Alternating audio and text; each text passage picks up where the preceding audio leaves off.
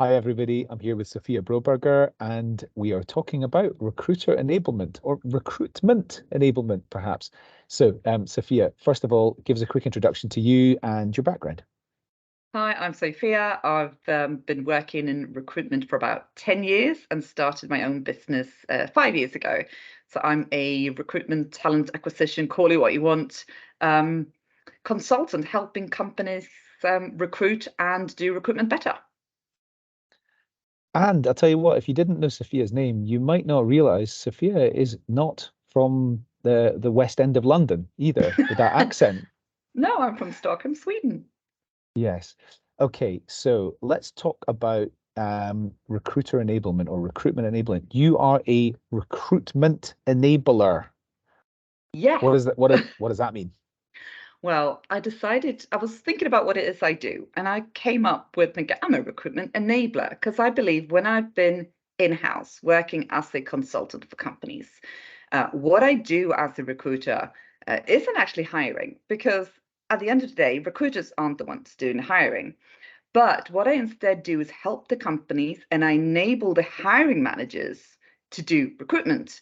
In that sense, supporting them with all the knowledge, the skills, the tools, the guidelines, templates, anything they might need to be able to make that hire. So I enable recruitment to happen at the companies where I'm at. That's why I chose that wording. So I think you've got some experience working in the tech world, and I wonder if your appreciation of the need to enable people has come from the fact that there are teams like DevOps and sales enablement and things like that, typically in more tech-driven companies. Have you come up with the whole recruitment enablement thing just from your own intuition and your own knowledge of we need to do this, or have you been inspired by other teams within tech companies?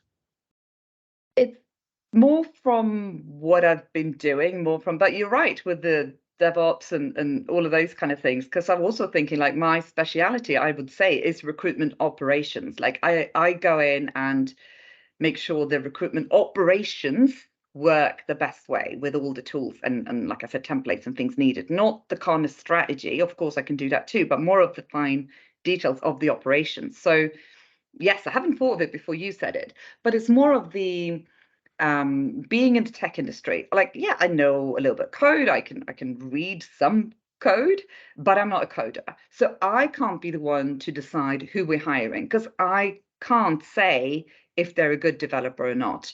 And the same with working with a variety of different types of jobs. I don't know all these jobs. I don't know them. So I can't be the one to make the decision of who's good and who's not. But what I do know is recruitment. So what I can help is the people who do know what a good developer looks like. I can help them see what a good recruitment process look like. I can help them what a good interview look like. I can help them with the recruitment side of what's good and what should be done in that sense.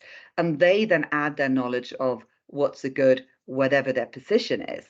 So together, I see myself more of like the project manager of recruitment, holding the hand of the hiring manager, the hiring team, and holding the hand of the candidate and kind of getting them till the end of signing that contract. So more of that. So I can't have the a detailed knowledge needed to know what makes a great candidate, but I can help the people discover what that is. Yeah, absolutely. So there is there's a lot to recruitment. It's quite complex. There's technical aspects to it, and every hiring manager think it's really basic. And so I wonder how you, because they've been a candidate at some point, and all they've seen is an interview schedule go in and whatever, and they're just like, yeah, recruitment's easy. Most hiring managers think that. So how do you um, how do you bring to their attention all of the different things that they really need to think a bit more about? What I usually do is have a set of training sessions for the hiring managers where we go through the processes and not only the processes, but I did a training session for one of my clients a few weeks ago called like the candidate market just telling them what's happening on the market, what can they expect, the whole kind of classic, is a sourced candidate better than an applicant? Is an unemployed person better than or worse than an employed person? And kind of making them see like, no, maybe we need in the interview setting to meet them slightly differently depending on their context, on what they're looking for, what's important to them. So there could be a difference in that sense, but how we judge them, what we judge them on isn't different. How we decide if they're a good fit for the role or not doesn't matter depending on where they come from. But maybe how we approach them and how we treat them could be, not treat them, but how we behave and what kind of how we do the interview might be slightly different depending on where they're coming out from, depending on what's important to the person who we're interviewing, but not the kind of, not, I won't say judgment, but you know what I mean, deciding Yes. on what skills and if they're a good person, not that isn't. So in that sense, kind of bias training, I suppose, but that kind of thing as well, and just making them aware of everything. And I do want to enable them to do as much of the hiring as possible that they can do, but I also want to make aware what aspects they shouldn't be just running with themselves, where they do need help. So I think it's just becoming aware of all of that, and in the sense of them becoming aware of their own skills, where they have the skills and where they're lacking and the differences. So lots of workshops with the hiring managers as well. So, what are the different topics? You talked about like templates, and there's various different things. Could you tell us about like what are the topics for the workshops, and like what's a sort of most important point about each of these topics? I mean, the kind of main one, this depends on the clients and what they want and how ready they are and what I can push through. But like the one thing is always is the process. And with process, I don't just mean first interview to sign. I mean start of, what are we looking for? What Yeah. do you do? How do you get a recruitment going? So process from just the thought, we need to hire, like first of all, how do you know?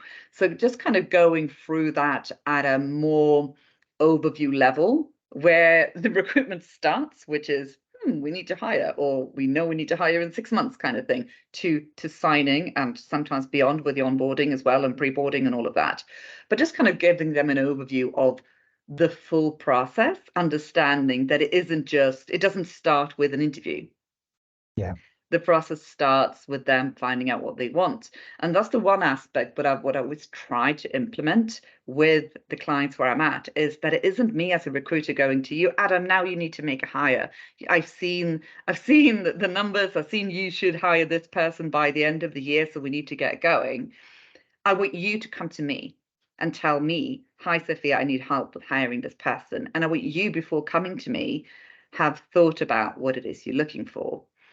And with that, I create the templates for things for people to think about, to fill in before they come to the intake session with me. And of course, in the intake session, I'm going to go through, and if you give me a list of 20 requirements, I'm going to cut, 17 of them off.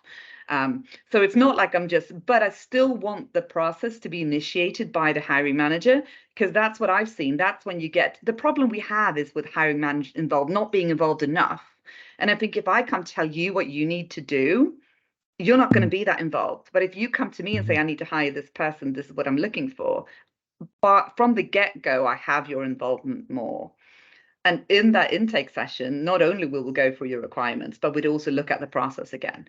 We'll go through, do you remember what you have to do? Do you remember this step? Do you know where everything you need is? So kind of just making sure everyone has what they need. Because you can't expect the hiring managers to be involved by just telling them you need to be involved. In this case, you need to enable them. You need to give them so they can be involved. That was a I bit of, wonder, so it like, wasn't every step. Was that an answer to your no, question? yeah. I mean, yes, absolutely. You've answered the question. I wonder how much do we need to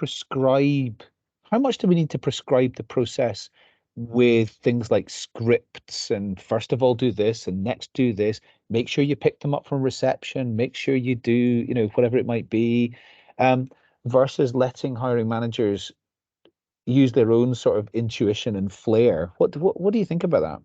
I think we need to script it from the beginning, Yeah, because are going to be people who really don't know that. So think of it as a little bit like recruitment for dummies, you know, yeah, everything. But that doesn't mean that they can't, put their own flair to that.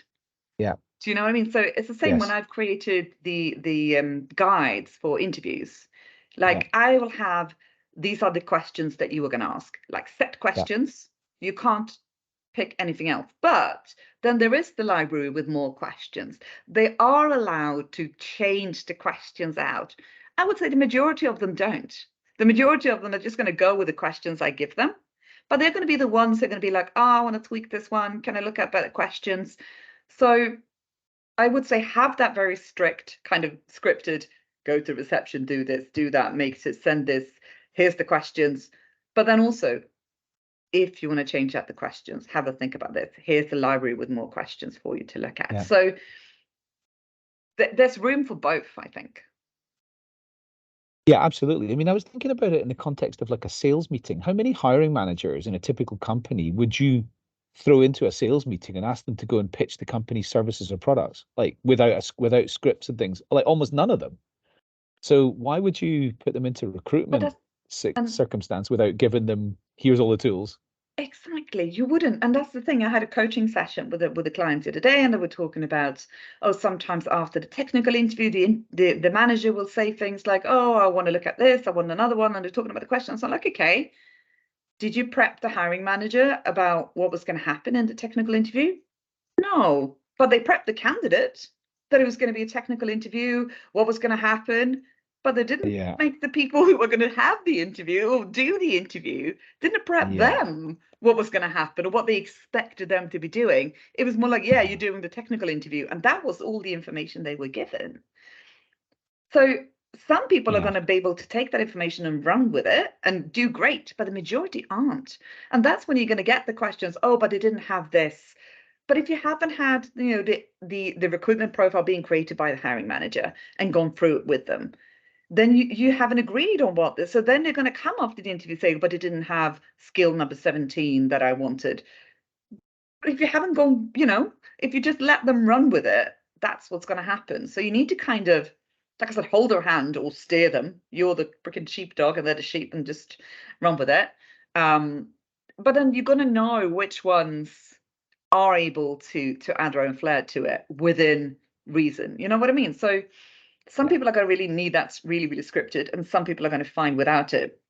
But I say assumption number one is assume they need it scripted. Yeah, absolutely.